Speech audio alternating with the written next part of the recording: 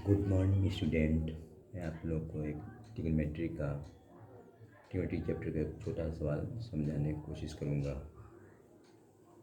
मैं उम्मीद करता हूँ कि आप लोग को समझ में आ जाएगा। इससे पहले मैं आप लोग को एक छोटा सा कहानी बताना चाहता हूँ, क्योंकि अधिकांश लड़के जो हैं मैथ से डरते हैं और घबराते हैं। उनको मैथ बहुत हार्ड लगता है, लेकिन ऐसा कोई बात नहीं है। हमारा सोच जो है जिस चीज़ के प्रति नेगेटिव होता है हम उसी तरह से बन जाते हैं। एक बार एक गणित के प्रोफेसर एक क्लास में गए और उन्होंने एक बोर्ड पर क्वेश्चन लिखा मैथ का और बोले इस सवाल को अच्छे अच्छे गणित के प्रोफेसर नहीं बना सके। मैं देखना चाहता हूँ कि तुम लोग बना सकते हो कि नहीं। मुश्किल शायद एक लड़का बनाया होगा या नहीं बनाया होगा।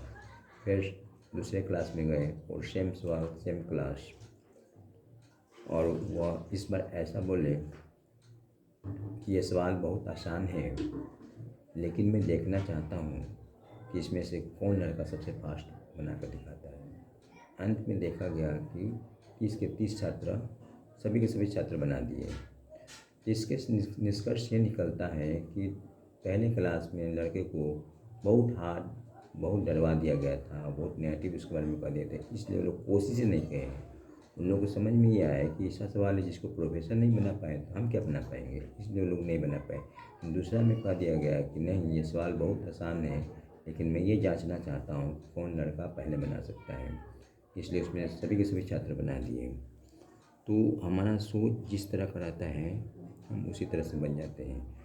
तो हमें सोच को बदलना होगा। इसमें कुछ नहीं है। मैथ में होता क्या है, अगर क्लास 6 का बच्चा है जिसको जोड़ घटाव गुना भाग बाटा के जोड़ बाटा के गुना और 20 तक पढ़ा अच्छी तरह से याद हो, तो उसको 10 क्लास के भी सवाल समझाया जाए तो वो आसानी से समझ जाएगा और बना सकेगा। इसमें हमें बस जो ये बेसिक चीज़ आना चाहिए, ये बेसिक चीज़ ही मतलब क्रिया चलती रहती है, चाहे हम लोग जितने भी क्लास में जाए वही बेसिक ऑपरेशन ही होता है, जोड़ घटाव गुणे भाग। हाँ, चैप्टर बदलेगा उस तरह से उसका कहानी बदलेगा, उस कहानी की कुछ कुछ चीज़ थोड़ा अलग अलग, क्रिया जो है मेन वही होगी। अब इसमें क्या है, किसी भी चैप्टर को पहले हमें क्या करना है कि उसका बेसिक कॉन्सेप्ट समझना है और उसके बाद फॉर्मूला को बहुत ही अच्छी तरह से रट लेना है। किसी भी तरह से मेमोराइज कर लेना है, याद कर लेना है, क्योंकि फार्मूला जो है मैथ का वो ऑक्सीजन की तरह होता है। जिस तरह हम लोग ऑक्सीजन बिना नहीं जी सकते, उसी तरह मैथ भी जो है फार्मूला बिना नहीं चल सकता है।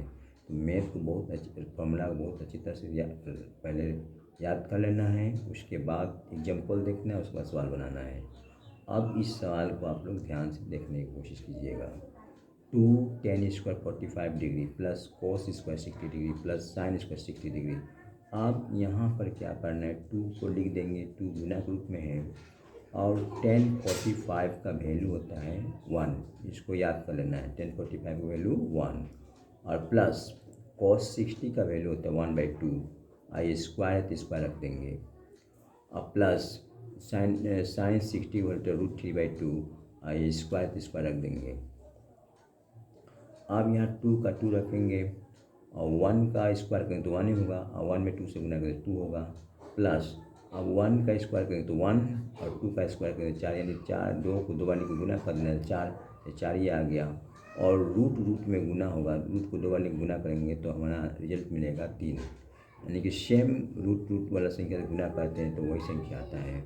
लेकिन अगर √5 और √5 √2 में गुना करेंगे तो ये सेम नहीं है, बेस सेम नहीं है, इसलिए यहाँ पर क्या होगा √10 आ जाएगा ना।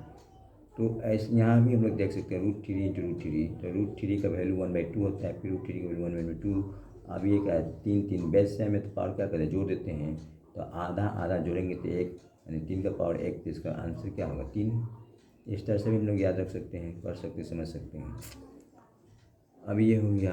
अब इसको क्या करेंगे, 1 4 4 का लघुत्तम निकालेंगे, तो 1 4 4 का लघुत्तम 4 होगा, एलसीएम 4 होगा।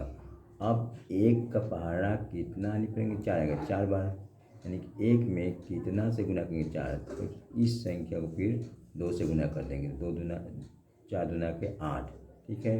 अब 4 का पहाड़ा कितना लिखेंगे, 4 आएगा 1 बार, और उस एक को फिर ऊपर अंश से गुना कर देंगे। एक में एक से गुना करते एक ही होगा।